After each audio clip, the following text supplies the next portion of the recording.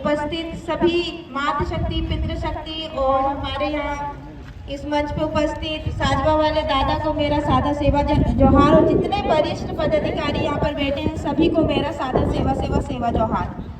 तो साथियों, लड़ेंगे लड़ेंगे। 2 लाइन बोलूंगी। संघर्षों के साए में इतिहास हमारा पलता है, जिस ओर जवानी चलती है उस ओर जमाना चलता है, उस ओर जमाना चलता है। तो साथियों, तो हमारे जो युवा प्रत्याशी देवराबिन भल्लाभी जी, युवा नेतृत्व, आप सभी लोगों ने सोशल मीडिया पे और खासकर छिंदवाड़ा के जो स्थानीय लोग हैं उन्होंने तो देखा ही होगा कि दिन रात आप लोगों की सेवा के लिए हमेशा उपस्थित होने वाले ऐसे सांसद प्रत्याशी गोंडवाना गणतंत्र पार्टी के उम्मीदवार आपके बीच में आ चुके हैं। अब समझने की बात आप लोगों के हाथ में है और निर्णय लेने की बात भी आप लोगों के हाथ में है, क्योंकि 19 तारीख दूर नहीं है और आपका रिजल्ट आने की भी देरी नहीं रहेगी। 4 तारीख को रिजल्ट भी आ जाएगा। बस आपको अब समझना पड़ेगा कि भविष्य हमारा कहाँ पर है, क्योंकि इस देश में ऐसे कई क्रांतिकारी आए हैं और कई क्रांतिकारियों ने अपने समाज के लिए जान दे दी है। और ऐसे ही क्रांतिकारी दादा हीरा सिंह मरकाम जी के बाद, बट्टी दादा के बाद और आप लोगों के छिंदवाड़ा अमरवाड़ा विधानसभा के जो बट्टी दादा थे उनके बाद यदि हमने कोई युवा नेतृत्व देखा है तो देवराबिन भल्लाभी जी को देखा है। और ऐसे युवा साथी ही आप लोगों की आवाज संसद भवन में रखेंगे, आप लोगों की जो समस्या है वो संसद भवन में लाएंगे। तो ये चीज को समझना पड़ेगा आप लोगों को। और मैं आप लोगों को बता देती हूँ और आज आप लोगों से मैं ये भी कहना चाहूंगी कि आज आप इस स्थान पे आए हुए हैं तो अपने आप से संकल्प लेके जाइएगा कि हमें इस बार गोंडवाना सरकार बनाना है और इस बार देवराबिन भल्लाभी जी को संसद भवन में पहुंचाना है, ताकि हमारी समस्या वहां पर रख सके, ताकि हमारा जो समस्या है, जितने भी शोषण अत्याचार होते हैं वो हमारे ऊपर ना हो। आप सभी लोगों ने देखा है कि सबसे ज्यादा आदिवासियों पर शोषण अत्याचार होता है, सबसे ज्यादा, क्योंकि मध्य प्रदेश में सबसे बड़ी जो कांड हुआ था वो नेमावर हत्या कांड हुआ था, उसमें भी सबसे पहले देवराबिन भल्लाभी जी पहुंचे थे।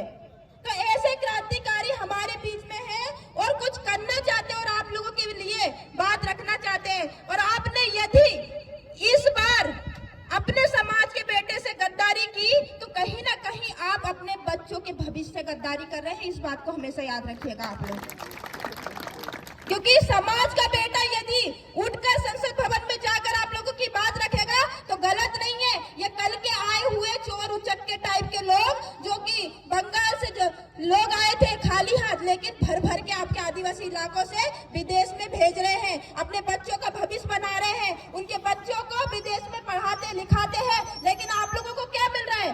कुछ नहीं मिल रहा है। इतने सालों से आदिवासी वही झुग्गी झोपड़ी में रह रहे हैं, उनके बच्चे वही सरकारी स्कूल में पढ़ रहे हैं जहाँ पे टूटी फूटी पूरी बिल्डिंगें बनी हुई है, वहाँ पे किसी भी प्रकार के कोई टीचर ढंग से पढ़ाई नहीं करवाते हैं। तो क्या हमें ऐसे अपने बच्चों का भविष्य रखना है कि संसद भवन में जाके हमारे देवराबिन भल्लाभी जी उस बात को रखेंगे, तब जाकर आपके भविष्य, आपके बच्चों का भविष्य बनेगा? तो इस चीज को हमें समझना पड़ेगा।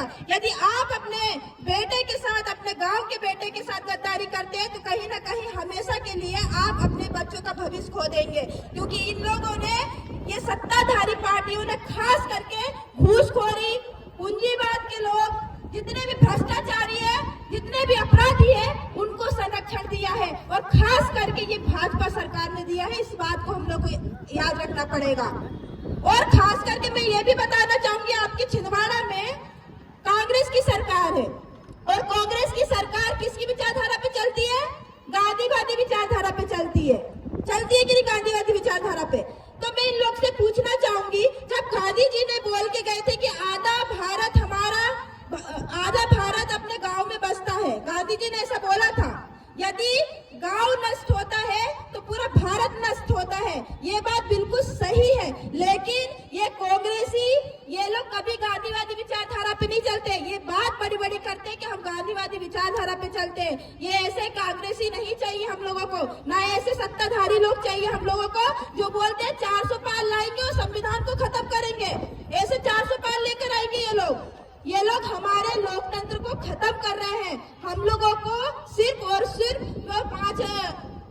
5 किलो अनाज देते हैं ना आप लोगों को, वो हम लोगों को भीख मांगने के लिए मजबूर कर रहे हैं। आप लोगों को योजना दे दे के ये लोग हमें निकम्मे बनाने की कोशिश कर रहे हैं, ताकि इन लोगों के कहने पर हम लोग इन लोगों के कहने पर ही लगे रहे, बंधुआ मजदूर बनते रहे, तर्क वितर्क ना करें। तो ये चीज को, इन षड्यंत्र को यदि हम नहीं समझे इस बार या आपके छिंदवाड़ा में, क्योंकि आज मुझे 22 तारीख से, मैं 21 तारीख से आई हूँ, काफी समय हो गया है, काफी दिन हो गए हैं। तो हम सभी जितने भी वरिष्ठ यहाँ बैठे हैं, जिन्होंने पूरा समय दिया है, तो हमारी खुद की उम्मीद है कि ऐसे व्यक्ति को संसद भवन में पहुंचाए ताकि वो अपनी बात रख सके।